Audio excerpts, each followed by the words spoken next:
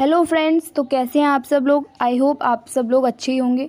तो चलिए शुरू करते हैं। आज का जो हमारा टॉपिक है वो है एक प्रभावी अध्यापक कैसे बने, how to be an effective teacher.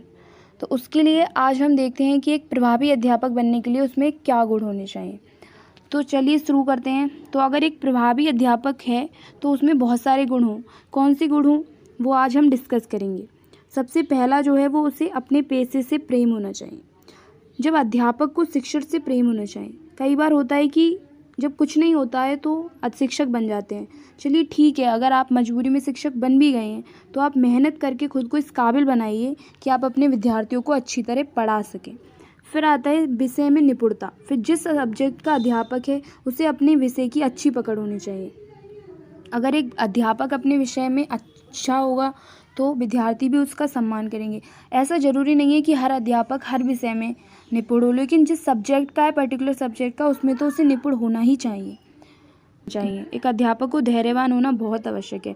कई बार होता है कि बच्चों को एक बार पढ़ने से समझ नहीं आता है तो उन्हें दोबारा समझाइए।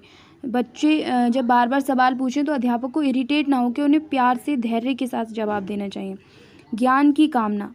तो एक जो अध्यापक है उसके मन में हमेशा नए ज्ञान के अर्जन के लिए ललक रहनी चाहिए, तैयार रहना चाहिए उसे नए ज्ञान के अर्जन के लिए। फिर आता है निष्पक्ष व्यवहार। तो जो अध्यापक है उसे सभी विद्यार्थियों को एक समान देखना चाहिए, उनके साथ भेदभाव नहीं करना चाहिए। चाहे जाति हो, चाहे धर्म हो, किसी के भी आधार पर जो अध्यापक है उसे अपने बच्चों में भेदभाव नहीं करना चाहिए। फिर आता है आपका चाइल्ड साइकोलॉजी का ज्ञान। जो आज की जो शिक्षा है वो क्या है, विद्यार्थी केंद्रित है।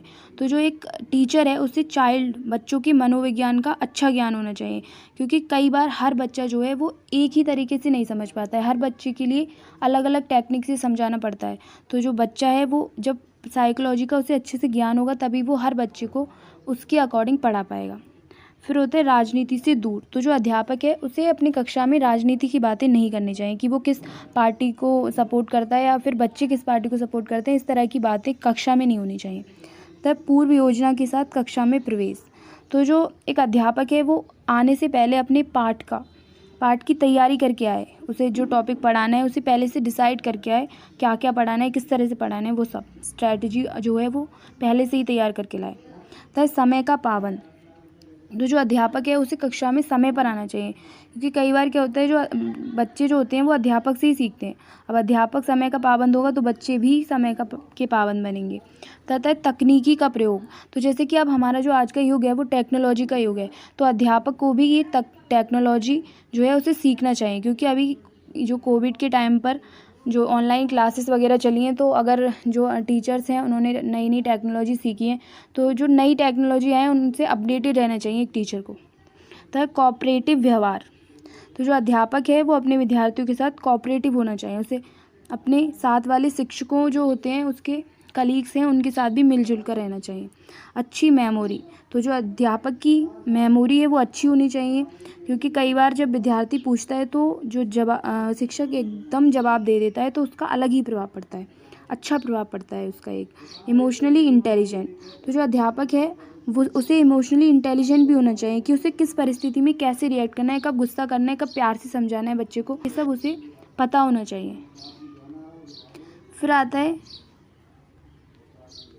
गृह कार्य प्रतिदिन चेक करना। ये जो है ये भी जो छोटी छोटी चीज़ें हैं ये एक टीचर को इफ़ेक्टिव टीचर बनाती हैं। जो बच्चों को जब गृह कार्य दें तो उसे चेक भी करें, जिससे कि उनमें रेगुलरिटी बने, जो वो अपना काम रोज़ करके लेके आएँ। फिर कक्षा में केवल पढ़ाई पर ध्यान देना।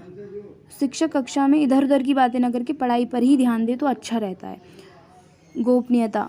तो जो पेपर है, एग्ज़ाम पेपर बनाते समय जो टीचर है उसे गोपनीयता रखनी चाहिए। पेपर लीक जो है वो नहीं होना चाहिए। छात्रों को अपने निजी काम के लिए बाध्य न करें। छात्रों को प्राइवेट ट्यूशन के लिए बाध्य न करें। कई बार क्या होता है जो टीचर होता है वो छात्रों को प्राइवेट ट्यूशन के लिए बाध्य करते हैं, तो जो टीचर्स हैं उन्हें प्राइवेट ट्यूशन के लिए बाध्य नहीं करना चाहिए। क्या होता है, शिक्षक जो है वो कक्षा में घूम घूम कर पढ़ाए, जिससे कि जो सारे बच्चे हैं वो उन पर ध्यान दे सके कि सब बच्चे जो हैं वो अटेंटिव हैं या नहीं है, कोई इधर उधर का कुछ और काम तो नहीं कर रहा है। तो ये था कि how to be an effective teacher. तो आई होप आपको समझ आया होगा। तो और जो है वो लेसन प्लान अगर आप देखना चाहते हैं माइक्रो या मैक्रो, तो आप चैनल पर विज़िट कर सकते हैं। और कोई भी असाइनमेंट देखने के लिए या फिर आप कोई असाइनमेंट चाहते हैं तो कमेंट करके हमें बता सकते हैं। धन्यवाद।